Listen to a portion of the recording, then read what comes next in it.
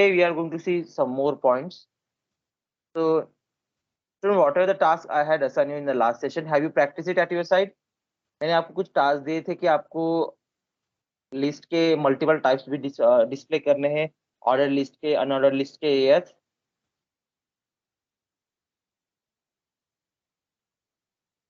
Yes sir. Okay, सभी लोगों ने किए हैं? Good. Now today we are going to see multiple things. Now, what are the multiple things? Let's see.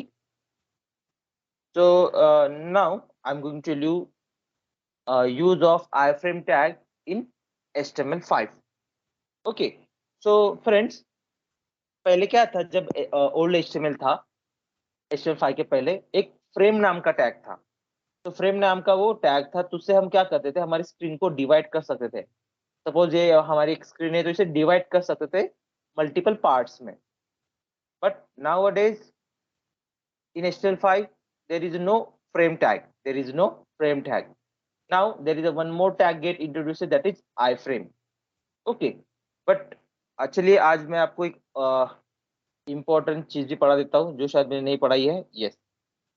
So what are the features of HTML and HTML5?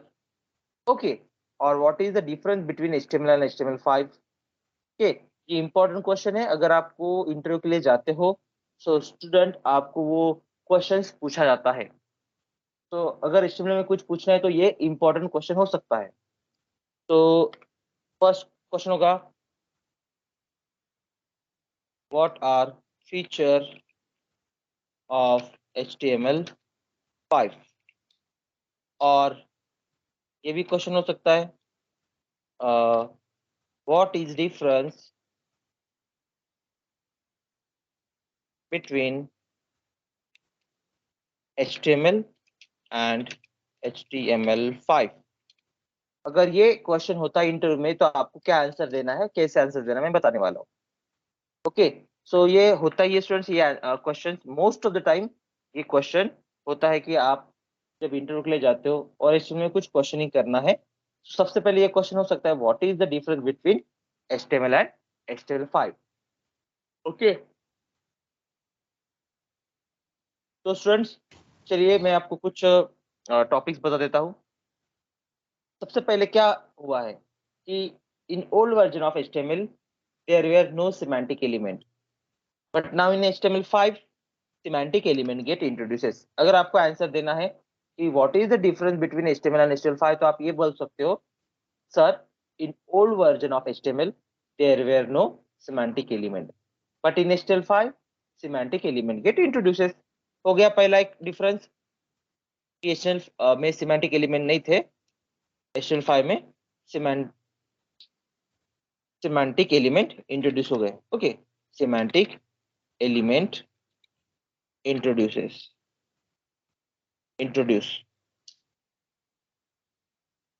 Then second, in HTML, okay, in HTML we have some tags, attributes and input type, but जो हमारे पास already कुछ tag है, input type है, attribute है, but in HTML5 new tab, new attribute and new input types also get introduces.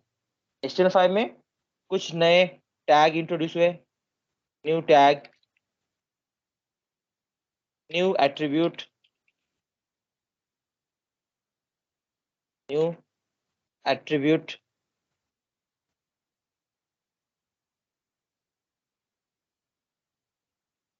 and new input type introduces.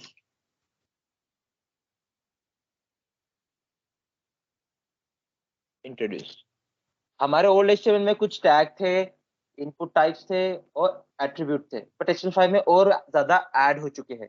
वो कौन कौन से हो गए वो मैं पढ़ाऊंगा आपको, don't worry. After that third, multimedia element get introduces. Okay, पुराने इसमें हम ऑडियो वीडियो इंसर्ट नहीं कर पाते थे, but now we can insert audio and video. In last session we saw, right, multimedia element introduce, correct? पुराने इसमें multimedia element हम इंसर्ट नहीं कर सकते थे, बट HTML5 में वो हम मल्टीमीडिया एलिमेंट इंसर्ट कर सकते हैं। Now fifth, HTML API। तो HTML API भी इंट्रोड्यूस हुआ है, जो पुराने इसमें नहीं थे। तो ये आपको डिफरेंस बताना है, क्या नहीं था क्या था, या क्या क्या HTML5 में इंट्रोड्यूस हुआ है। अब स्टूडेंट्स आपके मन में क्वेश्चन आ रहा होगा, सर ये सिमेंटिक एलिमेंट होता क्या है? Semantic element means what? ये इंटरव्यू में क्वेश्चन पूछा जा सकता है स्टूडेंट, सेपरेटली भी पूछा जा सकता है, what is semantic element? so you can answer them, element with specific meaning, element with specific meaning, it's called semantic element,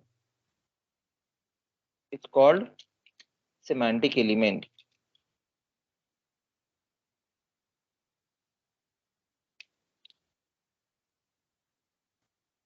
The element with specific meaning is called as semantic element. So ऐसे element जिसके नाम का कुछ meaning है उसे हम semantic element बोल सकते हैं।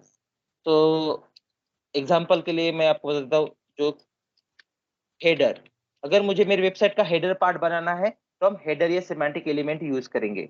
मेरे वेबसाइट का अगर मुझे फुटर पार्ट बनाना है तो हम फुटर या सिमेंटिक एलिमेंट यूज करेंगे। अगर मुझे मेरी वेबसाइट का या वेब एप्लीकेशन का नेविगेशन बार बनाना है ना, सो नैव ये हम सिमेंटिक एलिमेंट यूज करेंगे। वैसे ही सेक्शन, असाइड और भी साइड नैव बार, एड्रेस, ट्री, ये ऐसे कुछ सिमेंटिक एलिमेंट है जो HTML5 में इंट्रोड्यूस हुए हैं। Okay fine, so what is semantic element? Clear everyone? इसके नाम से समझता है कि हाँ ये हेडर है, मतलब ये कुछ हमारे वेबसाइट का हेडर है। फुटर के नाम से हमें समझता है कि ये हमारे वेबसाइट का फुटर पार्ट है। करेक्ट? जैसे मैंने लिख के दिया है, what is semantic element? The element with specific meaning is called semantic element, right? Yes, sir. Okay, students. Now, what are the new input types, tag, and new input type introduces in HTML5? तो students अभी हम क्या करेंगे आज, क्या क्या new tags introduce हुए हैं वो मैं आपको पढ़ाऊंगा। कुछ एट्रीब्यूट्स और जो फॉर्म है, new attributes and input type, जब मैं आपको ये फॉर्म पढ़ाऊंगा ना तब ये चीजें पढ़ाऊंगा। Then okay, then multimedia elements. तो multimedia elements means what? We can add audio, okay, and video tag. We can add audio and video in HTML in web page. In web page. Web page में हम क्या कर सकते हैं? Last ही देखा था कि हमारे वेब पेज में अगर हमें ऑडियो एंड वीडियो इंसर्ट करना है तो हम वो कैसे कर सकते हैं। ठीक है, अब लास्ट है HTML API. API stands for students application programming interface. Application programming interface.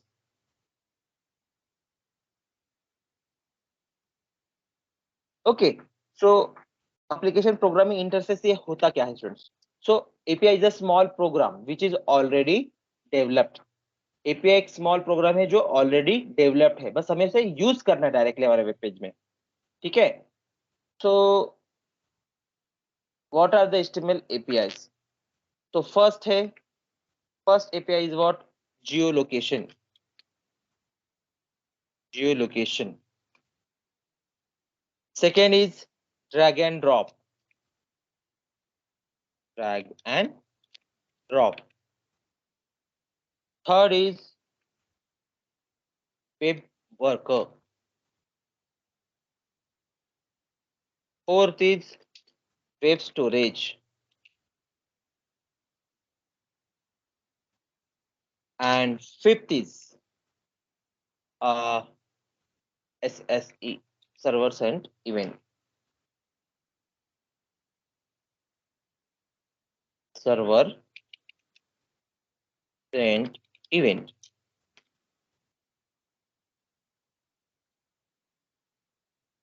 So these are the 5 API get introduced in HTML5. ये पुराने इसमें नहीं थे स्टूडेंट्स, ये जो API है ना ये पुराने इसमें नहीं थे।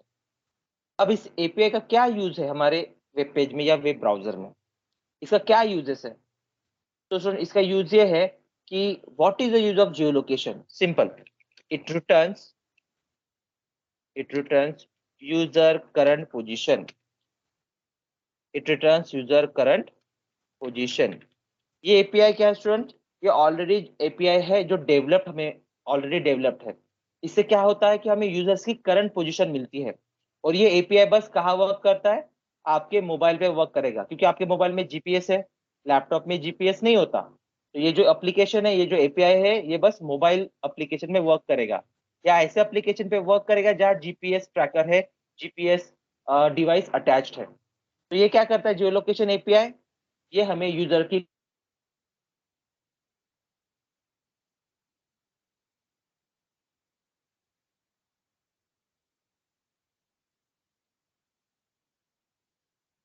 सॉरी फॉर इनकन्वीनियंस, वरना कॉल करना। Sorry student.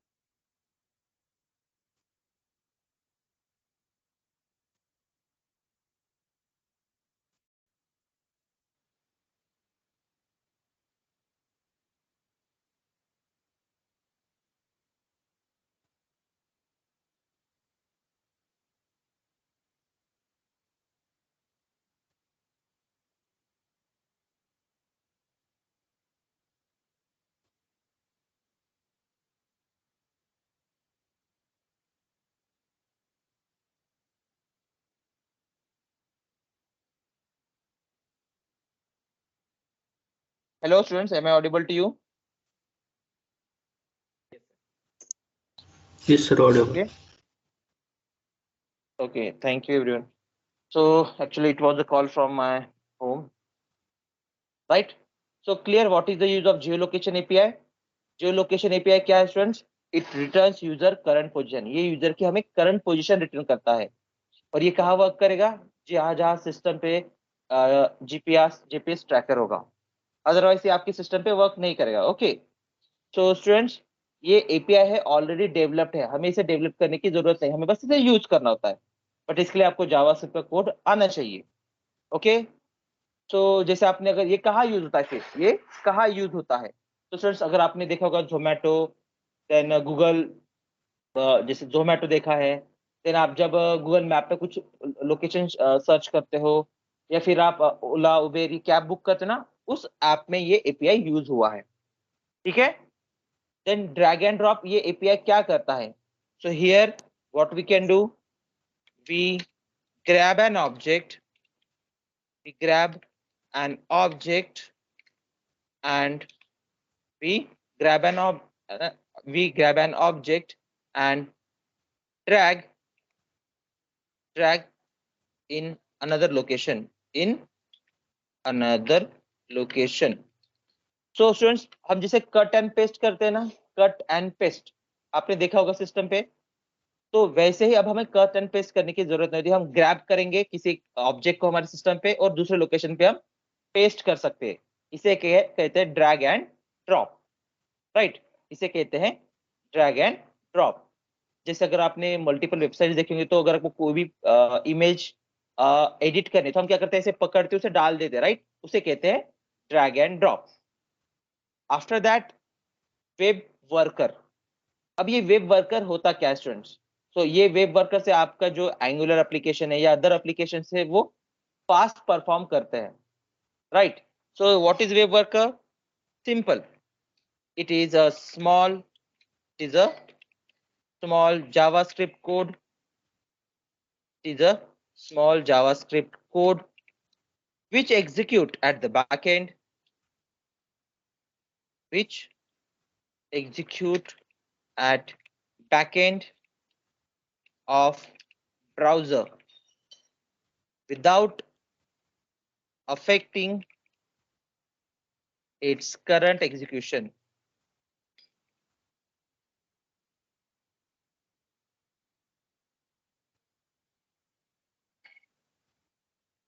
तो सर ये वेब वर्कर क्या है? ये वेब वर्कर एक स्मॉल जावास्क्रिप्ट कोड है, ओके, जो हमारे ब्राउजर के बैकएंड में एग्जीक्यूट होते रहता है without affecting its current execution. तो स्टूडेंट्स हमें पता है कि जब हम वेबसाइट बनाते हैं या वेब एप्लीकेशन बनाते हैं तो उसमें फ्रंट एंड होता है जो यूजर को व्यू दिखेगा, और बैक एंड में कुछ लॉजिकल कोड एग्जीक्यूट होता है जैसे जावास्क्रिप्ट का कोड, राइट। फ्रंट एंड मतलब हमारा HTML और CSS होता है, और ब्राउजर के ही बैक एंड में मतलब जावास्क्रिप्ट। तो अब जावास्क्रिप्ट ये लॉजिकल कोड है, ये एग्जीक्यूट होने में टाइम लेता है, बट HTML CSS का कोड बहुत ही जल्दी एग्जीक्यूट होता है। तो दोनों भी पैरेलली वर्क करने चाहिए, एक चलता है तो दूसरा रुकना नहीं चाहिए, दूसरा चलता है तो एक रुकना नहीं चाहिए।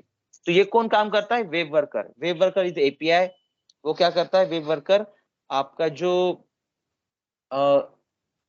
HTML का पार्ट है और जावास्क्रिप्ट का पार्ट, वो पैरेलली दोनों एग्जीक्यूट करता है।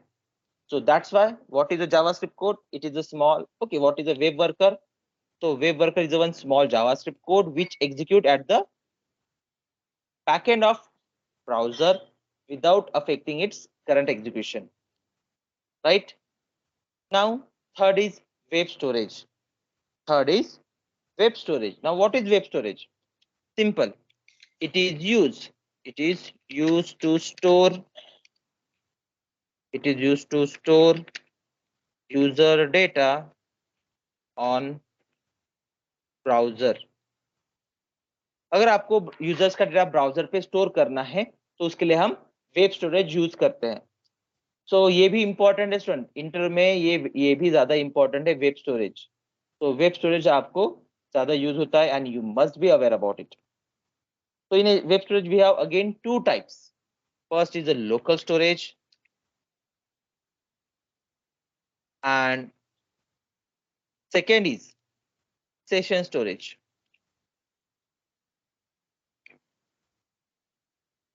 तो ये दोनों टाइप से local storage and second storage, right. तो इनका यूज क्या है? लोकल स्टोरेज और सेकेंड स्टोरेज का यूज क्या है student? So simple and small answer ये है कि जो हम वेब स्टोरेज से क्या करते हैं, यूजर्स का डेटा ब्राउजर पे स्टोर करते हैं, right. We store users data on browser. तो कोई डेटा हमें परमानेंटली स्टोर करना होता है, कोई temporary. So if you want to store users data permanently, for that we use local storage. so it is used it is used to store users data. It is used to store user data permanently.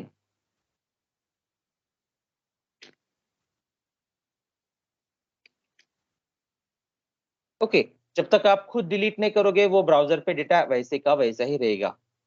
तो for that we use local storage. And session storage for is for what? It is use to store user data for particular time period or limited time period, for limited time period और limited time. तो यहाँ session storage में क्या होता है, हमारा जो भी यूजर का डेटा होता है ब्राउजर पे हुए वो पर्टिकुलर टाइम के लिए स्टोर किया जाता है स्टूडेंट, पर्टिकुलर टाइम के लिए। अब पर्टिकुलर टाइम के लिए मतलब सपोज आपने अभी एक ब्राउजर पे अपना डेटा फिल किया है, और अगर वो ब्राउजर आप डिलीट कर देते हो, अगर वो ब्राउजर आप डिलीट कर देते हो या क्लोज कर देते हो तो आपका जो भी डेटा है वो ब्राउजर से चला जाएगा, ठीक है। जैसे आपका वो डेटा चला जाएगा। जैसे आपने ये देखा होगा जब आप कोई भी एग्जाम देते हो, राइट, गवर्नमेंट की है या फिर यूनिवर्सिटी की है, वो एग्जाम जब आप देते हो तो आफ्टर 3 आवर्स ऑटोमेटिकली वो एग्जाम टर्मिनेट हो जाती है ऑटोमेटिकली। क्यों? क्योंकि वो ब्राउजर क्लोज कर देते हैं वो, या फिर वो आपकी जो भी क्रेडेंशियल है वो ऑटोमेटिकली रिमूव कर देते हैं। दैट्स व्हाई वो आपका एप्लीकेशन क्लोज हो जाता है। Clear? What is web storage, उसमें लोकल स्टोरेज क्या होता है सेशन, ये वेरी वेरी इंपॉर्टेंट टॉपिक है जो पूछा जाता है इंटरव्यू में। Now SSE, server send event, इसका यूज क्या है? तो it allows us to get automatic update from server. Okay, so SSE क्या है students? It allows us to get automatic update from the server. तो जब हम कोई भी एप्लीकेशन डेवलप करते हैं तो फाइनली उसे हम सर्वर पे अपलोड करते हैं स्टूडेंट। तो सर्वर पे अपलोड करने के बाद वो सभी को एक्सेस मिल जाता है, सभी वहां से एक्सेस कर पाते हो। बट सपोज मैंने एक बार यूज किया है 1 महीना, मुझे लगता है बाद में चेंजेस करने हैं, तो अब मैं, हर किसी ने तो डाउनलोड कर दिया है, तो हम हर किसी के सिस्टम पे जाके अपडेट नहीं कर सकते। हम क्या करेंगे, जो भी अपडेट है वो हम हमारे सर्वर पे अपलोड करेंगे। फिर एक क्या करेगा, ये एक नोटिफिकेशन जाएगा, या फिर ये ऑटोमेटिकली अपने ऐप को हर क्लाइंट के इसमें अपडेट कर लेगा। तो only this this is possible only because of SSC. आपने अपने मोबाइल पे देखा होगा, अगर आप आज कोई भी एप्लीकेशन डाउनलोड करते हो, ऐप डाउनलोड करते हो, 1 महीने बाद या 2 महीने बाद उसका अपडेटेड वर्जन आ जाता है। सम कोई एप्लीकेशन है जो ऑटोमेटिक अपडेट हो जाते हैं, कोई कोई आपसे परमिशन मांगते हैं। करेक्ट। तो ये एक थेरोटिकल और एक इंपॉर्टेंट टॉपिक है according to the interview point of view. So clear student, ये आंसर और ये क्वेश्चंस सेपरेटली आपको एक ये भी क्वेश्चन हो सकता है, what are the APIs get introduces in HTML5। Okay, what are API introduced in HTML5। HTML5 में कौन कौन से एपीआई इंट्रोड्यूस है, तब आपको बस एपीआई बताना है, ये वाले यहाँ से आंसर स्टार्ट करना है, यहाँ से आंसर वो स्टार्ट करना है, बस ऊपर का नहीं बताना है। So clear students, what is semantic element and what is the difference, what are the differences between HTML and HTML5? Everyone? Yes. Okay. तो ये इंपॉर्टेंट है स्टूडेंट्स, आपको ये आना ही चाहिए, इंटरव्यू में ये क्वेश्चन होगा ही होगा 101%। क्योंकि अगर आपको कोई भी पूछेगा डिफरेंसेस क्या है, तो आपको ये बताता नहीं चाहिए। ओके, नाउ स्टूडेंट्स, अब आपके मन में क्वेश्चन होगा कि चलिए ये मैं बताता हूँ आपको, टैग क्या होता है पता है? HTML is a tag basis language, right everyone? HTML is a tag basis language.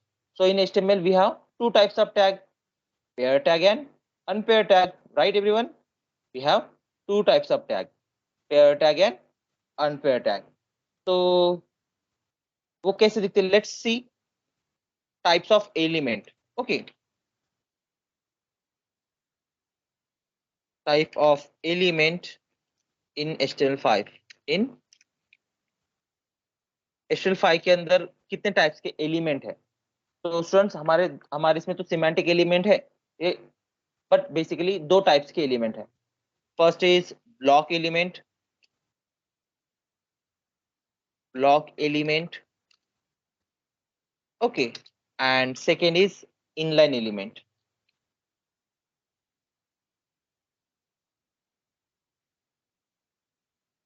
Okay, second is inline element, एक है block element and second है inline element. So अब ये कौन कौन से एलिमेंट ब्लॉक होते हैं और कौन कौन से एलिमेंट इनलाइन होते हैं? So son, let's see. Block element means what? The element which always start on new line, which take which takes full width of its screen, which takes full width of its screen. Okay, ऐसे element जो क्या होते हैं, आपके browser की full width ले लेते हैं, 100% विड्थ ले लेते हैं। ओके, फुल विड्थ मतलब 100% वो विड्थ ले लेते हैं ऐसे एलिमेंट। और वो एलिमेंट क्या है students? And it okay, the element which takes full width of its screen, and that's why, okay, that's why it always start on new line. Okay, तो ब्लॉक एलिमेंट मतलब क्या होता है? जो एलिमेंट हर बार फुल विड्थ ले लेते हैं उसकी स्क्रीन की, और फुल विड्थ होती है तो हर एलिमेंट नई लाइन पे स्टार्ट होता है, उसे ब्लॉक एलिमेंट कहते हैं। Examples of block elements are like H1 to H6। सभी हमारे जितने भी हेडिंग टैग है वो सभी, paragraph, right, div, list, right, और मल्टीपल ऐसे एलिमेंट्स है जो ब्लॉक एलिमेंट है। Now what is inline element? Exactly opposite of your block element. So what? The element which never start never start on new line. Okay, because it takes the specific required width of it. Why? ऐसे element जो हर बार नई line पे start नहीं होते, क्यों? Because it takes required width of it, required width of it. तो ऐसे कौन से एलिमेंट है जो इनलाइन एलिमेंट है इन HTML? वैसे तो मैंने एग्जांपल दिया है स्टूडेंट, इसके अलावा भी और भी ज्यादा है। तो एग्जांपल कौन कौन से है स्टूडेंट्स? सो जैसे आप देख सकते हो IMG इमेज टैग, ये इनलाइन एलिमेंट है, साइड बाय साइड डिस्प्ले होता है। B tag, strong tag, B tag, then I tag, U tag, anchor tag, these are the examples of inline element. Okay, तो चलिए मैं आपको बताता हूँ ब्लॉक एलिमेंट एक्चुअल में कैसे वर्क करता है और इनलाइन एलिमेंट कैसे वर्क करता है। तो यहाँ मैं एक फाइल बनाता हूँ स्टूडेंट्स, हम जिसे हम नाम देंगे type of element .html। Okay, now मैंने यहाँ एक फाइल बना ली है, bring the skeleton structure of HTML, press enter। Okay, मैंने एक HTML का स्केलेटन स्ट्रक्चर ड्रॉ किया है स्टूडेंट्स। सो सबसे पहले मैं आपको ब्लॉक एलिमेंट बता देता हूँ। तो एक हम हेडिंग यूज करता हूँ मैं H2, वैसे आप कोई भी यूज कर सकते हो। ब्लॉक एलिमेंट, ओके, जैसे हमारे पास जितने भी हेडिंग टैग्स है वो block element H1 to H6। मैं यहाँ क्या यूज करता हूँ, सपोज स्टूडेंट H3 यूज करता हूँ एंड इसके अंदर मैं एक वर्ड लिखता हूँ, सपोज स्वप्निल। ओके, और एक दूसरा हेडिंग टैग यूज करता हूँ, सपोज P यूज करता हूँ एंड इसके अंदर हम लिखेंगे Dheeraj. Save, go to your browser, और मैं इसे एग्जीक्यूट भी करता हूँ, इस पेज को हाँ एग्जीक्यूट भी करेंगे। ओके, कॉपी पाथ, तो एक मैं ब्राउजर ओपन करता हूँ, Chrome,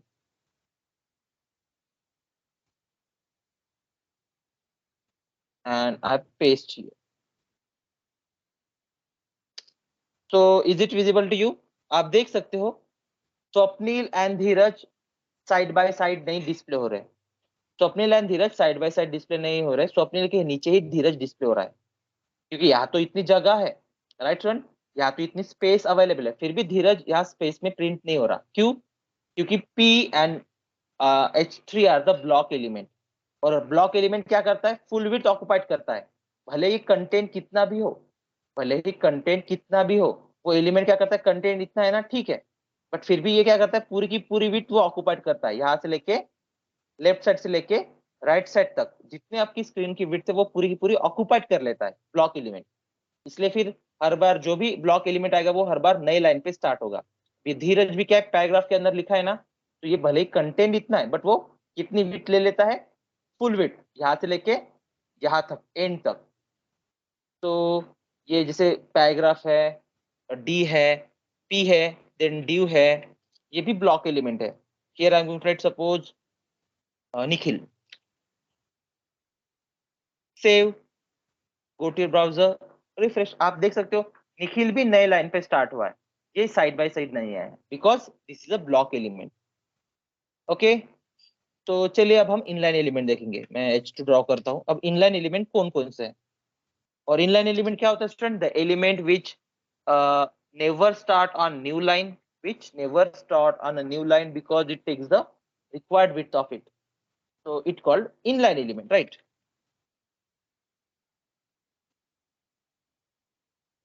It called inline element. तो जैसे लेट्स सी बी टैग, मैं बी टैग के अंदर लिखता हूँ suppose hematite, hematite infotech, infotech private limited. Save. Okay, अब ये तो नॉर्मल दिख रहा है हेमेटाइट इन्फोटेक, राइट? अब मैं क्या करता हूँ, क्योंकि वो बोल्ड के अंदर मैंने यूज किया है, सेम इसी के साइड में मैं क्या यूज करता हूँ, आई टैग, आई टैग के अंदर हम लिखेंगे पुणे। अब ये दोनों भी इनलाइन एलिमेंट है, राइट? ये दोनों भी इनलाइन एलिमेंट है। मैं भले इसके नीचे से लिखता हूँ, लुक एट हियर, हमारे कोड में मैं इसके नीचे से लिखता हूँ सेव, बट ब्राउजर पे वो साइड बाय साइड ही आएंगे, राइट? एमेटाइड इन्फोटेक प्राइवेट लिमिटेड और पुणे, ये साइड बाय साइड क्यों आ रहा है? Because block, because bold tag, I tag are the inline element, और वो क्या होता है, जो जिसे उसे उसे जितनी विड्थ लगते हैं ना वो उतनी ही लेता है, ओके? इसलिए वो हर बार नए लाइन पे स्टार्ट नहीं होता। इसलिए जो और ये जो हमारा आई टैग है वो भी इनलाइन एलिमेंट है, उसे जितनी विड्थ लगती है वो उतना ही लेता है, इसलिए वो दोनों साइड बाय साइड आ रहे हैं। इसे कहते हैं इनलाइन एलिमेंट। जैसे हमारे पास IMG है, इमेज भी है, मैं इमेज इंसर्ट करता हूँ, look at here, relative path, यहाँ मैं एक केक इंसर्ट करता हूँ, केक 1, इसे हम नाम भी दे देंगे cake 1, save, go to your browser, refresh. अब आप देख सकते हो स्टूडेंट, ये इमेज जो बड़ी इमेज है वो हमारे नेम के साइड में आई है, करेक्ट? तो जो कंटेंट साइड बाय, जो एलिमेंट हमें output side by side print करता है उसे इनलाइन एलिमेंट कहते हैं। Clear? Yes sir. Okay.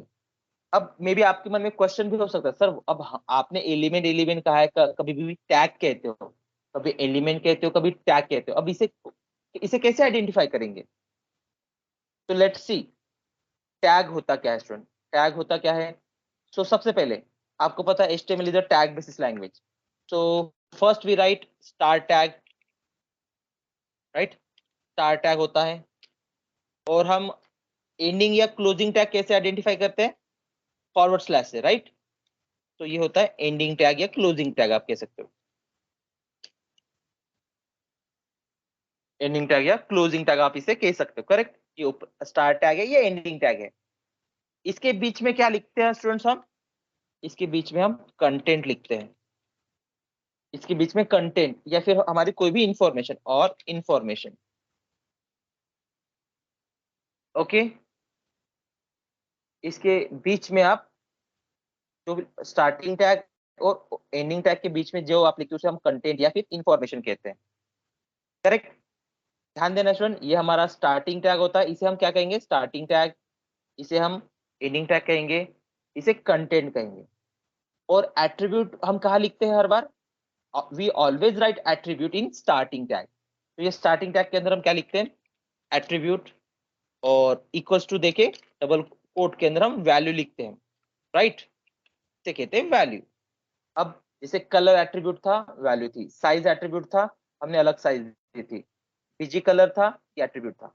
So student clear, what is this? This is your starting tag, this is your ending tag, this is your content, and this is your attribute and value. But when you refer this whole statement, जब आप इस पूरे statement को refer करोगे तो इसे कहोगे element, इसे कहोगे एलिमेंट। जैसे अगर हम कहीं पार्टी में जाते हैं, हमारे फैमिली के साथ अगर हम पार्टी में जाते हैं तो हम बताते हैं ना, sir this is my father, this is my mother, this is my sister and this is my brother also. But जब हम पूरे पीपल्स को रिप्रेजेंट करते तो sir this is my family, ऐसे कहते हैं ना।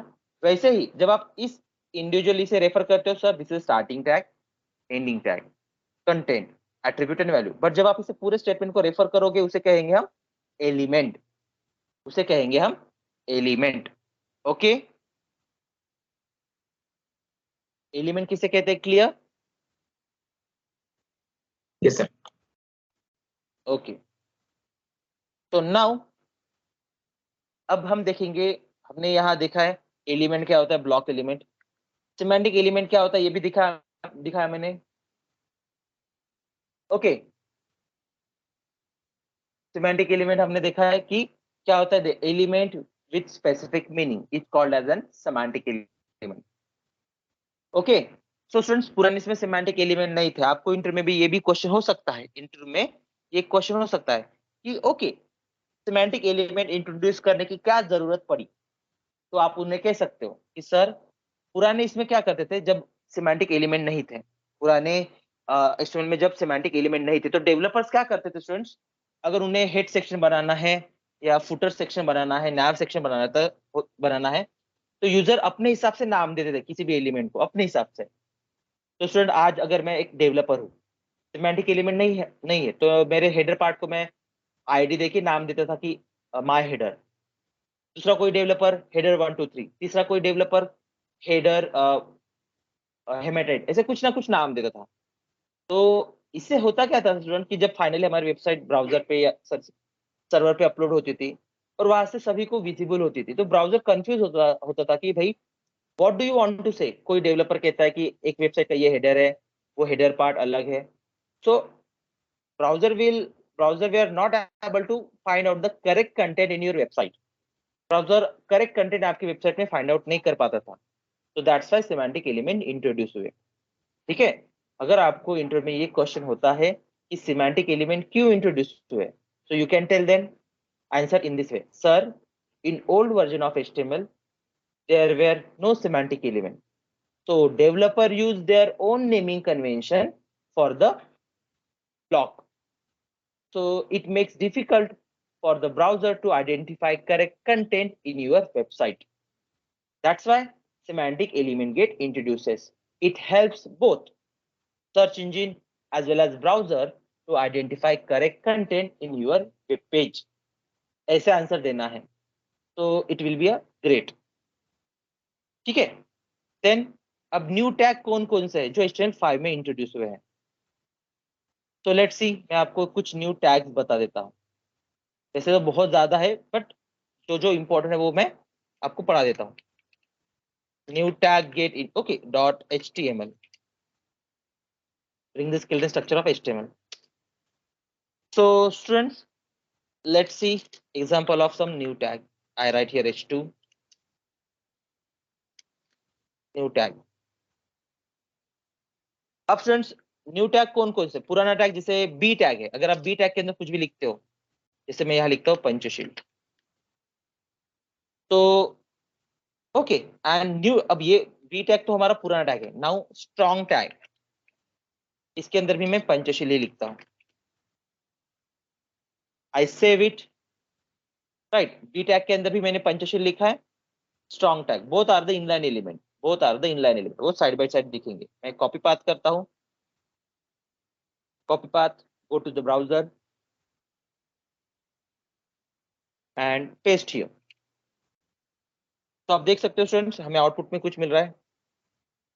तो दोनों भी हमें इसमें पंचशील आउटपुट मिल रहा है, बट दोनों भी आउटपुट हमें सेम आउटपुट दे रहा है। दोनों भी टैग हमें सेम आउटपुट दे रहा है। मैंने जो बी टैग के अंदर लिखा है वो भी सेम दिख रहा है, स्ट्रॉन्ग टैग के अंदर लिखा है वो भी सेम दिख रहा है। बट ये नया टैग है जो HTML5 में इंट्रोड्यूस हुआ है और ये पुराना। बट अगर हमें दोनों भी टैग हमें सेम आउटपुट देते हैं तो व्हाट इज द, इसे इंट्रोड्यूस करने की क्या जरूरत पड़ी फिर, राइट। तो स्टूडेंट स्ट्रॉन्ग टैग से क्या होता है पता है क्या, अब स्ट्रॉन्ग टैग के अंदर आप जो भी लिखते हो ना वो बस बोल्ड नहीं होता, वो इंपॉर्टेंट भी होता है। अब ये किसे समझेगा, सर्च इंजन को। So whatever the content you are going to write in a B tag, whatever the content you are going to write in a B tag, it is only bold, it is only a bold, but whatever the content you are going to write in a strong tag, it is not only bold but also important text, right। आप strong tag के अंदर जो कुछ भी लिखते हो ना वो bold ही नहीं होता, bold के साथ important भी होता है कि अरे हाँ ये important text है। ये किसे समझता है, सर्च इंजन को। जब सर्च इंजन आपकी वेबसाइट में कुछ भी कंटेंट सर्च करते हैं ना तो सबसे पहले स्ट्रॉन्ग टैग के अंदर जो लिखा होता है ना उसे सर्च करती है। ये एसईओ के लिए यूज किया जाता है। अगर आपने एसईओ नाम सुना होगा ना, search engine optimisation, digital marketing, वो लोग ज्यादा ये कीवर्ड्स यूज करते हैं, स्ट्रॉन्ग। क्लियर, डिफरेंस क्या है बी टैग के अंदर और स्ट्रॉन्ग टैग के बीच में, सेम। और एक टैग है जैसे हमें अंडरलाइन या फिर इटैलिक डिस्प्ले करना है तो हम आई टैग के अंदर लिखते हैं, जैसे मैं यहाँ लिखता हूँ आई टैग के अंदर सपोज पुणे। तो ऐसे एक नया टैग आया है that is emphasize, same, it will also give you the same output। look at here, मैंने इटैलिक के अंदर भी पुणे लिखा है और ईएम के अंदर भी पुणे लिखा है, दोनों हमें सेम आउटपुट देते हैं बट देन आउटपुट तो सेम देते हैं बट सर्च इंजन को पता चलता है कि आपने आई टैग के अंदर जो कुछ लिखा है ना वो बस इटैलिक है, ओनली इटैलिक। बट अगर आप whatever the content you are going to in EM tag, so it will be not only italic but also important. It is not only italic but also important. हम दोनों भी tag use करते हैं students, हम B tag भी use करते हैं, I tag भी, स्ट्रॉन्ग टैग भी. It's depend on the condition. Again आप अंडरलाइन के लिए यूज करते हो, right? Here I going to write Maharashtra. तो नया टैग कौन सा है? INS, insert, INS, insert. EM stands for emphasize. Okay, तो सेम ये महाराष्ट्र में यहाँ से कॉपी करता हूँ, इसके अंदर पुट कर देता हूँ. Save, go to your browser, refresh. Look at here, both the tags giving us same output.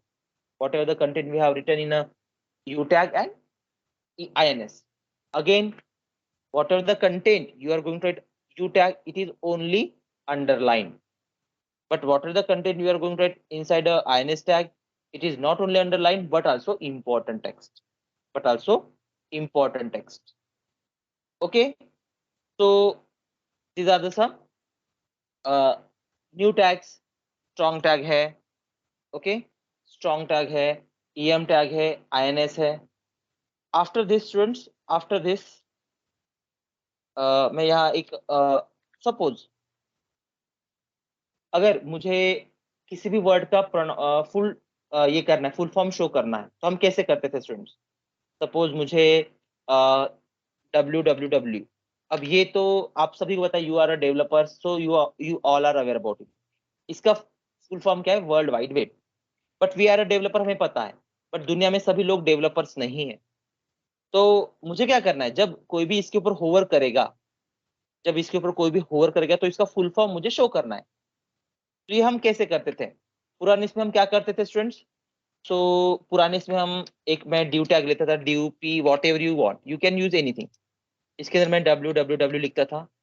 इसका फुल फॉर्म अगर मुझे डिस्प्ले करना है तो स्टार्टिंग टैग के अंदर हम एक टाइटल नाम का एट्रीब्यूट यूज करते थे, एट्रीब्यूट, और इसके अंदर इसका फुल फॉर्म हम लिखते थे, जैसे वर्ल्ड वाइड वेब. ओके, तो ये पुराना तरीका था, ये पुराना तरीका था. सो मैं सेव करता हूँ, go to your browser, refresh. Look at here, ये www हमें दिख रहा है. मैं जब इसके ऊपर होवर करता हूँ तो इसका फुल फॉर्म में डिस्प्ले हो रहा है, world wide web, right? When you hover on it, when you hover on it. ये पुराना तरीका था. अब नया है एक ABBR, एब्रीवेशन टैग इंट्रोड्यूस हुआ है. ये भी वही काम करेगा, बट ये मीनिंगफुल टैग है, ये है सिमेंटिक एलिमेंट. इसके नाम से समझता है कि इसके अंदर जो भी लिखा है वो कुछ ना कुछ इंपॉर्टेंट है. तो यहाँ मैं मेरा नाम लिखता हूँ students, PMW, and its full form is here, Panchashil space M1KD. Save, refresh. So यहाँ डॉटेड डॉटेड आता है, मतलब इसका कुछ ना कुछ फुल फॉर्म है, abbreviation. When you hover on it, it will display its full form. Correct? Okay, everyone. तो एब्रिविएशन ये न्यू टैग है जो, यस, ये HTML5 में इंट्रोड्यूस हुआ है. अगेन सपोज मैं यहाँ कुछ वर्ड स्टूडेंट प्रिंट करता हूँ, जैसे जैसा हमने ये यूज किया था, क्या कहते हैं यहाँ एक, ओके, आप कोई भी टैग यूज करते हो. यहाँ एक स्पैन, स्टूडेंट, ये यहाँ एक स्पैन नाम का एलिमेंट है जो क्या है? इनलाइन एलिमेंट है. Span non semantic inline element. मैं इसके अंदर लिखता हूँ अगेन मैं मेरा नाम लिखता हूँ, सपोज पंचशील. ओके, स्पैन के अंदर आप कोई भी वर्ड यूज कर सकते हो. ये भी इनलाइन एलिमेंट है स्टूडेंट, स्पैन. ओके, स्पैन के अंदर मैंने पंचशील लिखा है. आपको थोड़ा टेक्स्ट स्मॉल प्रिंट करना है, अगर आपको थोड़ा सा ये स्मॉल करना है text, so what you can write, small नाम का टैग है, स्मॉल.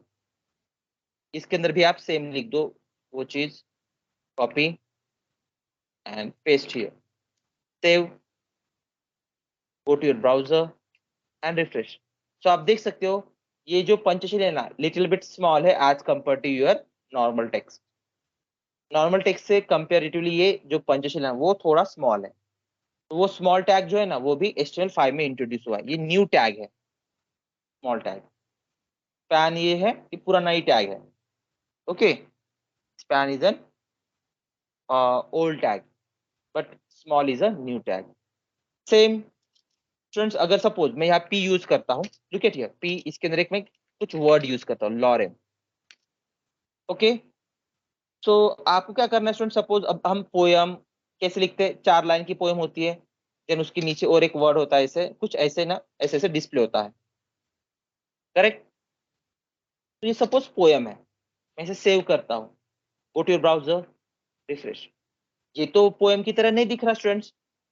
क्यों? क्योंकि ब्राउजर का ये फीचर है, ब्राउजर अनवांटेड स्पेस रिमूव करता है. ब्राउजर अनवांटेड स्पेस रिमूव करता है. इवन दो आपने कोडिंग कैसे भी की होगी, कोडिंग में आपने पैराग्राफ ऐसे प्रिंट किया है पोएम की तरह, बट ब्राउजर में वो लाइन बाय लाइन दिखेगा. क्यों? कि ब्राउजर का वो फीचर है, ब्राउजर का वो फीचर है जो क्या करता है, अनवांटेड व्हाइट स्पेस रिमूव करता है. बट मुझे तो जैसे लिखा है वैसे प्रिंट करना है, मैंने पोएम ऐसे लिखी है तो मुझे ऐसे ही प्रिंट करना है. तो स्टूडेंट हम यहाँ एक चीज कर सकते हैं, BR लगा सकते हैं, ब्रेक, हर लाइन के बाद break. But it's not a good idea, but it's not a good idea. मुझे क्या करना है स्टूडेंट, मैंने जैसे लिखा है ना, मुझे वैसे ही प्रिंट करना है. तो उसके लिए प्री टैग है, प्री फॉर्मेटेड टेक्स्ट. आपने जैसे लिखा है वैसे ही प्रिंट करना है ना, सो उसके लिए हमारे पास नया टैग है, that is PRE, pre formatted text. इसके अंदर आप जैसे लिखो वो वैसे ही डिस्प्ले होगा, बस फॉन्ट फैमिली लिटिल बिट अलग होगी. अब मैंने प्री टैग के बीच में ये ऐसे लिखा है, अब ये ऐसे ही डिस्प्ले होगा पोएम की तरह. Go to your code, refresh. आप देख सकते हो प्री टैग के अंदर हमने लिखा है, तो जैसे आपने लिखा है वो वैसे प्रिंट हो रहा है. ये थोड़ी सी मार्जिन अप्लाई कर देता है पोएम की तरह, करेक्ट. सो ये जो प्री टैग है वो न्यू टैग है जो HTML5 में इंट्रोड्यूस हुआ है. Pre tag, pre formatted text. Okay, pre formatted text. So these are the some new examples. Okay, these are the some new examples of new tag जो हमारे HTML5 में introduce हुए. और भी मल्टीपल टैग्स है student जो हम step by step पढ़ेंगे. अगर आपको एड्रेस, हाँ एड्रेस भी है स्टूडेंट्स, अगर आपको आपको आपके वेबसाइट का एड्रेस इंसर्ट करना है तो अब हम एड्रेस ऐसे ही नहीं लिखेंगे. So we have a address tag. Okay, ADDR, address. ये न्यू टैग है जो HTML5 में इंट्रोड्यूस हुआ है, HTML5 में ये इंट्रोड्यूस हुआ है. इसके अंदर जो कुछ भी लिखोगे वो एड्रेस होगा, वेदर वो आपके ऑफिस का एड्रेस होगा, आपके घर का एड्रेस होगा, आपके होटल का एड्रेस होगा, वॉट एवर इट. अगर आपको आपकी वेबसाइट में आपके किसी भी वेबसाइट का लोकेशन का एड्रेस इंसर्ट करना है तो हम एड्रेस टैग के अंदर ही वो चीज लिखेंगे. ओके, सो वो थोड़ा सा इसमें दिखेगा, क्या कहते हैं, इटैलिक में, बट वो एड्रेस होगा. एड्रेस अगर आपको इंसर्ट करना है तो हम एड्रेस टैग के अंदर लिखेंगे. सो मैं यह लिखता हूँ hematite. Okay, hematite infotech private limited,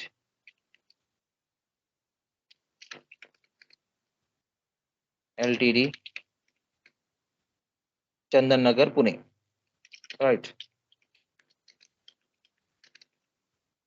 चंदन नगर, पुणे. अब ये एड्रेस है, और भी हम लिख सकते हो कैपिटल. मैं सेव करता हूँ, go to browser, refresh. So scroll down, देखिए ये एड्रेस कैसा है, इटैलिक में आया है पूरा का पूरा.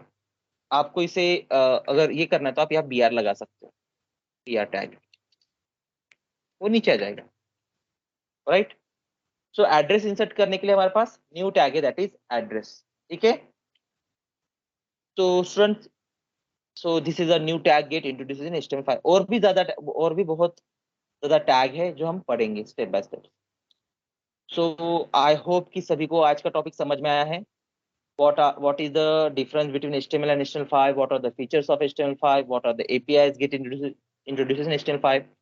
Then we saw what is a tag, types of tag, right, and new tags get introduced in HTML5.